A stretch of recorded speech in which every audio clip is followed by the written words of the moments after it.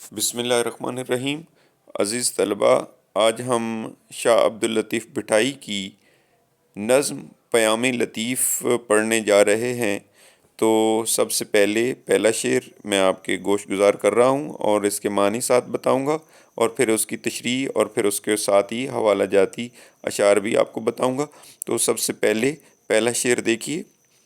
بے اعتدالیوں سے نحیف و نزار ہیں ہم، خود سر ہیں اور چارہ گری کے شکار ہیں۔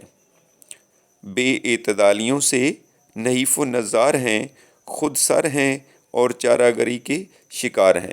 تو اس میں بے اعتدال، اس کا معنی ہوتا ہے بد پرہیزی، غیر معتدل، یعنی اعتدال ہوتا ہے میانہ روی، درمیانہ درجہ۔ جو درمیانہ درجے سے انحراف کرتا ہے، بد پرہیزی کرتا ہے، یعنی دوسرے لفظوں میں برائیاں اس کو کہہ سکتے ہیں آپ۔ نحیف کا معنی ہوتا ہے کمزور، اور نزار بھی کہتے ہیں دبلے پتلے کو، کمزور کو۔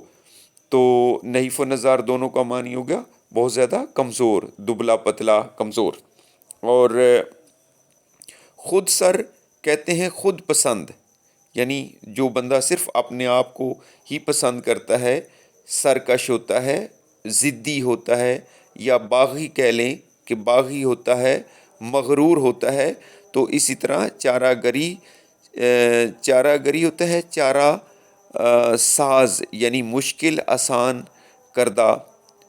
تو چارہ گری علاج کو بھی کہہ سکتے ہیں، اور یعنی مشکل کو آسان کردہ۔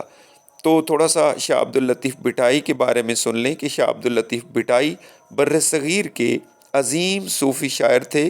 آپ نے اپنی شاعری کے ذریعے اللہ اور اس کے رسول کے پیغام کو لوگوں تک پہنچایا۔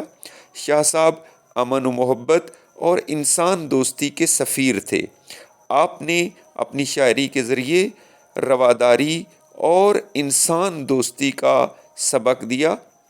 آپ ایک درویش تھے اور قدرت نے آپ کو شعر کہنے کا سلیقہ عطا کیا تھا، اور شاعرانہ حیثیت سے یہ حیثیت صوفی شاعر ہونے کے حوالے سے ان کو شہرت حاصل ہے۔ تو آپ کے کلام کا نام شاہ الرسالوں ہے۔ شاہ الرسالوں کا مطلب ہوتا ہے شاہ کا رسالہ، جو سندھی زبان میں ہے۔ تو آپ بنیادی طور پر سندھی زبان کے شاعر ہیں، اور جس کا کلام نہ صرف روحانی ترقی اور فکر عطا کرتا ہے، بلکہ ایک جغرافیائی اور تاریخی حقائق کا بھی آئینہ دار ہے۔ شاہ صاحب سندھی زبان کے علاوہ عربی، فارسی، سرائکی، ملتانی، ہندی، بلوچی اور پنجابی زبانوں پر بھی عبور رکھتے تھے۔ شاہ صاحب کا کلام سدا بہار اور پیام فکر و عمل سے لبریز ہے۔ تو ہمارا یہ شامل نصاب جو نظم ہے پیام لطیف، جس کا ترجمہ شیخ ایاس نے کیا ہے، اس نظم میں بھی شاعر نے انسان کی جو خامیوں اور خرابیوں کا ذکر کیا ہے، اور ساتھ ہی یہ احساس دلایا ہے کہ اگر وہ ان خرابیوں کو دور کرنا چاہتے ہیں تو اپنے مالک حقیقی اور حضور صلی اللہ علیہ وآلہ وسلم کی معرفت حاصل کریں۔ تو اس شعر میں شاعر نے انسان کی بے اعتدالیوں پر بات کی ہے کہ وہ ان بے اعتدالیوں کی وجہ سے، یعنی برائیوں کی وجہ سے انسان روحانی طور پر نحیف اور لاغر اور کمزور ہو چکا ہے۔ تو اعتدال کے لفظی معنی ہوتے ہیں برابر ہونا، اور یہ لفظ عدل سے نکلا ہے، عدل سے مشتق، اور اس کا تضاد ہے بے اعتدال ہے، جس کا مطلب غیر معتدل کے ہیں۔ اب ان دونوں الفاظ کو روحانی صحت کے حوالے سے دیکھا جائے تو اعتدال کا مطلب روحانی صحت، اور بے اعتدالی کا مطلب ہوتا ہے روحانی اور بد اخلاقی مرض کے ہیں۔ اگر انسان کے اس مرض کا علاج نہ کیا جائے تو نتائج وہی ہوتے ہیں جو جسمانی بیماریوں کے ہوتے ہیں۔ جس طرح انسان کا علاج نہ کیا جائے تو انسان کا وہ مرض بگڑتا چلا جاتا ہے، بالکل اسی طرح اگر روحانی اور اخلاقی امراض کا علاج نہ کیا جائے تو نتیجہ روحانی موت ہوتی ہے۔ تو شاعر کو اس بات کا افسوس ہے کہ لوگوں میں اعتدال نہیں رہا، اس لیے وہ کئی بیماریوں میں مبتلا ہیں اور ان کو ایسے علاج کی ضرورت ہے جو ان کو اس گڑھے سے نکال سکے۔ لیکن قابل افسوس بات یہ ہے کہ وہ اپنی خرابیوں کو جانتے اور مانتے ہیں، لیکن وہ ان خرابیوں کو دور کرنے کی کوشش نہیں کرتے، کیونکہ ان کے آگے ان کی ضد اور انا کھڑی ہوتی ہے۔ لوگ اپنی اصلاح اس لیے نہیں کرتے کیونکہ وہ ایک ضدی ہوتے ہیں، اپنی انا ان کے آڑے آ جاتی ہے، اور یہی ضد اور انا ان کی خرابیوں کو دور کرنے میں سب سے بڑی رکاوٹ ہے۔ شاہ صاحب کی شاعری کا مقصد ہی چونکہ مثبت رویوں کو فروغ دینا ہے، انسان سازی ہے، انسان کی ان برائیوں کو، چھوٹی چھوٹی برائیاں جو انسان کو سرکش اور ضدی اور باغی اور متکبر بناتی ہیں، ان کی اصلاح کرنا ہے۔ اس لیے ان کی شاعری میں ہر جگہ صلح و آتش اور اخوت، اتحاد و اتفاق اور روحانیت کا درس ملتا ہے۔ تو اب حوالے کے 2-4 شعر دیکھ لیجئے۔ مثلا حوالے کے طور پر ہم اس میں شعر لکھ سکتے ہیں کہ ہزار چہرے ہیں موجود آدمی غائب، ہزار چہرے ہیں موجود آدمی غائب، یعنی انسان کے کئی روپ ہیں لیکن جو اصل اس کے اندر ہونی چاہیے تھی انسانیت، وہ نہیں ہے۔ یہ دوسرا مصرع ہے، ہزار چہرے ہیں موجود آدمی غائب، یہ کس خرابے میں دنیا نے لا کے چھوڑ دیا۔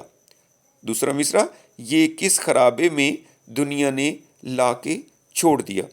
اور اسی طرح ایک اور شعر دیکھیے، جس کی ادا ادا پہ ہوا انسانیت، ادا ادا پہ ہو انسانیت کو ناز، جس کی ادا ادا پہ ہو انسانیت کو ناز، مل جائے کاش ایسا بڑا ڈھونڈتے ہیں ہم، مل جائے کاش ایسا بڑا ڈھونڈتے ہیں ہم۔ تو یہ پہلے شعر کی تشریح ہو گئی۔ اب دوسرا شعر دیکھیے ذرا، چارہ سازوں میں بیٹھنا سیکھو، چارہ سازوں میں بیٹھنا سیکھو، پھر نہ ہوگا کبھی کوئی آزار، راس آئے گا ان کا قرب تمہیں جو بدلتے ہیں فطرت بیمار۔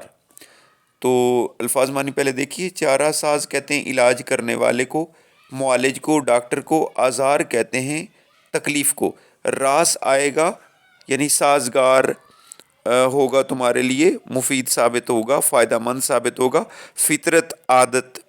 تو اس شعر میں آپ فرماتے ہیں کہ اگر انسان اولیاء اللہ کی صحبت میں بیٹھے تو اسے کسی قسم کا کوئی غم یا تکلیف نہ آئے گی، کیونکہ حق تعالیٰ شانہ نے انسان کے اندر یہ خاصیت رکھی ہے کہ وہ دوسرے انسان کا اثر جلد قبول کر لیتا ہے۔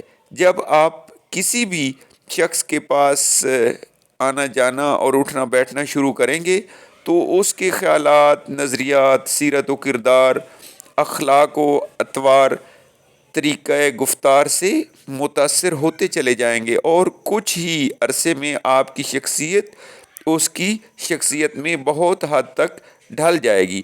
اس سے معلوم ہوا کہ سامنے والے کی باتوں اور اس کے طور طریقوں کا آپ پر اچھا یا برا اثر ضرور پڑے گا۔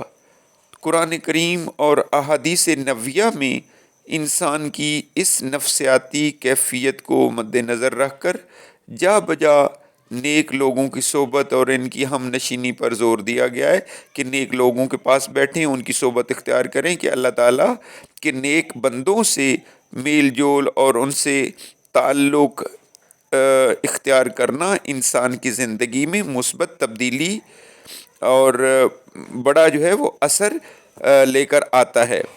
تو تقویٰ اور اہل اللہ کی صحبت اختیار کرنے کے بارے میں ارشاد خداوندی ہے، اے ایمان والو اللہ کا تقویٰ اختیار کرو اور جو لوگ دین میں سچے اور پکے ہیں ان کے ساتھ رہو۔ تو شاعر کہتا ہے کہ ایسے لوگوں کی صحبت گنہگاروں اور سیاہکاروں کے لیے بہت فائدہ مند ہوتی ہے۔ اولیاء اللہ کی صحبت میں انسان کے لیے گناہوں کو چھوڑنا آسان ہو جاتا ہے، اچھی طرح سے دل میں اطمینان اور سکون کی کیفیت پیدا ہو جاتی ہے اور زندگی میں برکت و عافیت حاصل ہوتی ہے۔ ناموافق حالات اور پریشانیوں کا مقابلہ کرنے کی ہمت پیدا ہوتی ہے۔ تو شاہ عبد اللطیف بٹائی نے کیا خوب کہا ہے، وہ آئے درد و رنج و الم خواب ہو گئے، وہ آئے درد و رنج و الم خواب ہو گئے، ناقابل شفا تھے شفا یاب ہو گئے، ناقابل شفا تھے شفا یاب ہو گئے۔ بے اعتدالیاں ہوں تو کیا چارہ گر کرے، بے اعتدالیاں ہوں تو کیا چارہ گر کرے، پرہیز ہی نہ ہو تو دوا کیا اثر کرے۔ تو بے اعتدالیاں ہوتا ہے بد پرہیزی، چارہ گر علاج کرنے والا، معالج، اور پرہیز کہتے ہیں احتیاط کو، اجتناب یا بچاؤ کو۔ تو اس تشریح طلب شعر کے ساتھ ہی یہ شعر بھی پہلے شعر کے ساتھ بالکل اس کے ساتھ منسلک ہے، اس جیسا ہے۔ تو اس میں شاعر نے یہ بتایا ہے کہ بے اعتدالی انسان کو نحیف و لاغر کر دیتی ہے، چاہے وہ بے اعتدالی روحانی ہو یا جسمانی، اور انسان اپنی خود سری کی وجہ سے اس کا علاج بھی نہیں کرواتا، کیونکہ وہ اپنے آپ کو ٹھیک رستے پر سمجھ رہا ہوتا ہے۔ اسی سلسلے کو آگے بڑھاتے ہوئے اس شعر میں شاعر کہتا ہے کہ اگر یہ بد اعتدالیاں اسی طرح رہیں تو چارہ گر یعنی علاج کرنے والا علاج کس طرح کر سکتا ہے۔ تو بکرات جو ایک مشہور فلسفی تھا، اس نے کیا خوب کہا تھا کہ پرہیز علاج سے بہتر ہے۔ تو یہ بکرات کی ایسی پرانی کہاوت ہے کہ جس کو ہم اپنی زندگی کے ہر شعبے پر لاگو کر سکتے ہیں، چاہے وہ ہماری جسمانی صحت ہے یا روحانی۔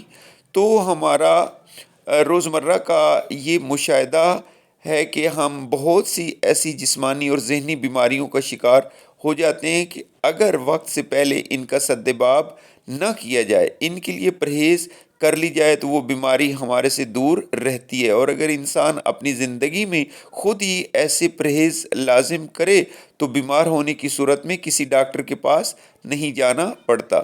بالکل اسی طرح انسان کی روحانی زندگی کے حوالے سے دیکھا جائے اور اس لفظ کو روحانی زندگی پر لاگو کریں تو پرہیز کو ہم تقویٰ کے معنوں میں استعمال کر سکتے ہیں۔ اللہ تعالیٰ نے قرآن کریم میں بار بار حضرت صلی اللہ علیہ وآلہ وسلم نے بھی اپنے عمل اور سنت میں لوگوں کو تقویٰ اختیار کرنے کا حکم دیا۔